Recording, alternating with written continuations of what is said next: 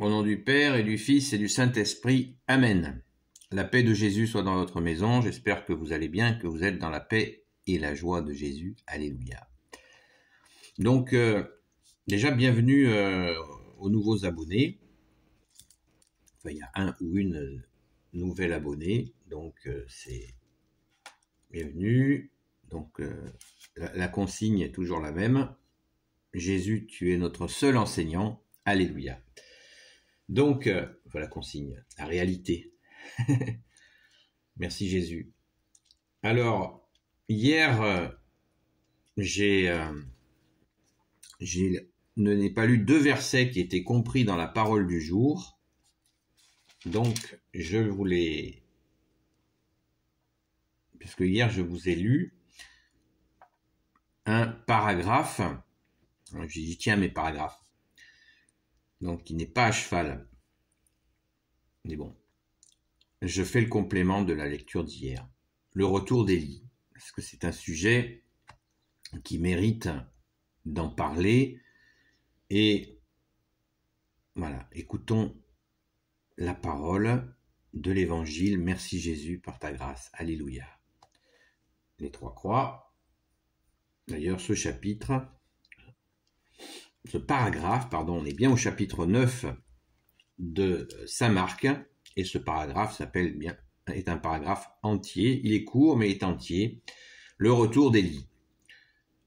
Versets 11 à 13. C'est alors qu'ils lui posèrent la question: pourquoi les maîtres de la loi disent-ils que d'abord viendra Élie? Jésus leur répondit: bien sûr, d'abord vient Élie qui remet tout en ordre. Mais comme est-il écrit du Fils de l'homme qu'il doit souffrir beaucoup et être méprisé, Élie est bien revenu et ils l'ont traité comme il voulait, selon ce qui est écrit de lui. Alors là, on est dans le mystère de chez Mystère et le retour d'Élie. Pourquoi les apôtres? On est tout de suite après la transfiguration. Merci Jésus. Alléluia. On est tout de suite après la transfiguration. Donc les apôtres, eh bien, s'interrogent, parce qu'ils disent que effectivement, les docteurs, les maîtres de la loi, disent qu'il va y avoir un retour d'Élie. Alors, on cherche qu'est-ce que Jésus a dit sur le sujet. Donc on retourne à Saint Matthieu, chapitre 17.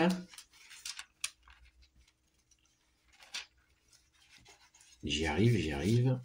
Ne vous impatientez pas. Donc, Saint Matthieu, verset 17, qu'est-ce que nous dit Jésus sur le sujet?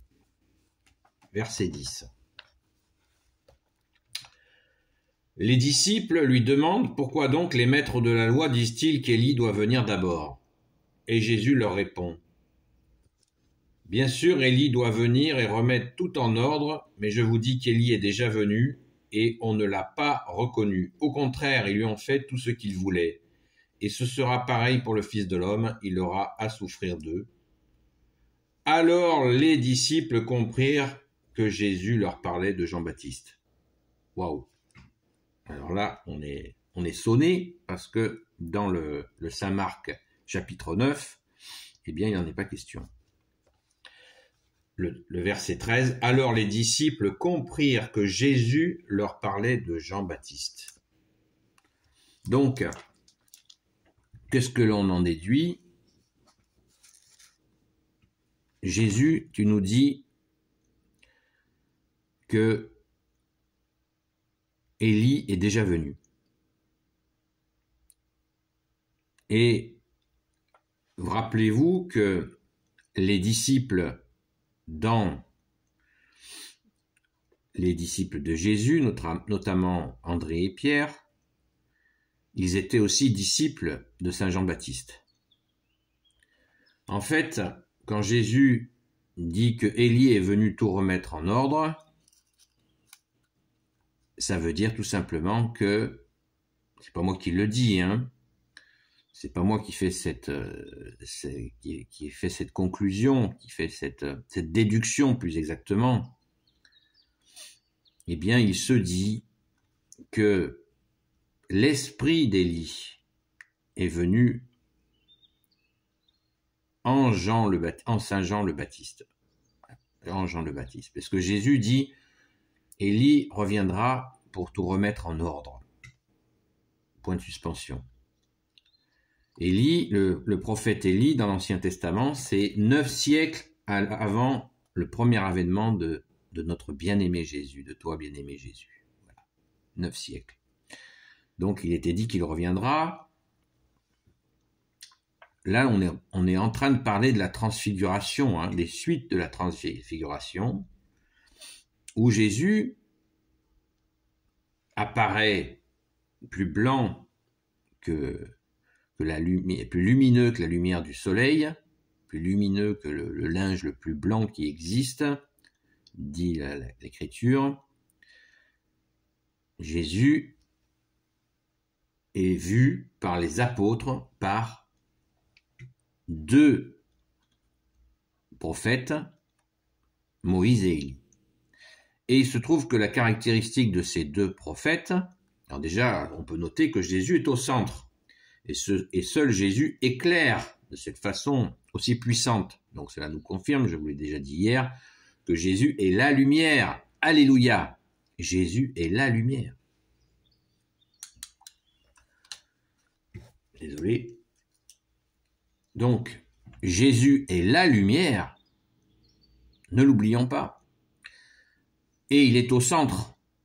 Et la caractéristique de ces 2 prophètes, pourquoi Moïse et pourquoi Élie? Eh bien, vous savez qu'Élie, je ne sais pas si vous le savez, mais Élie a été enlevé au ciel. Sur un chariot de feu, dit la Sainte Écriture. Moïse aurait été enseveli, mais en fait, personne n'a trouvé son tombeau. Et il y a interrogation sur son enlèvement au ciel. Donc pourquoi ces 2 prophètes qui ont été enlevés au ciel sont autour de Jésus? Eh bien, Jésus, ils sont autour du Fils de Dieu. Et là, il y a, comme je ne vais pas répéter ce que j'ai dit hier, enfin, on le répète tous les jours, alléluia, merci Jésus, tu es Dieu, tu es le Fils de Dieu, le Fils unique du Père. Rappelons-nous encore cette voix qui retentit au baptême du Jourdain, c'est le Père qui reconnaît son Fils bien-aimé, Jésus, son Fils unique bien-aimé, seul Messie pour toujours, et même chose à la transfiguration. Donc là, on trouve avec cette présence de Moïse et d'Élie, voilà, l'accomplissement. Merci Jésus, alléluia. Tu es la lumière, comme nous dit le Saint Credo. Et retenons, pourquoi je vous parle de ça? C'est très important parce que la tradition juive de l'époque avait retenu que la Sainte Écriture dans Malachie, dans la Sainte Écriture, disait que Élie allait revenir. Mais Jésus s'est prononcé, je viens de vous le lire. Jésus s'est prononcé sur le retour d'Élie. C'est fait, dit Jésus, c'est accompli, tout est accompli. Rappelons-nous de la parole, de ta parole, bien-aimé Jésus, à ton dernier soupir sur la croix. Merci Jésus de t'être offert pour nous. Tout est accompli.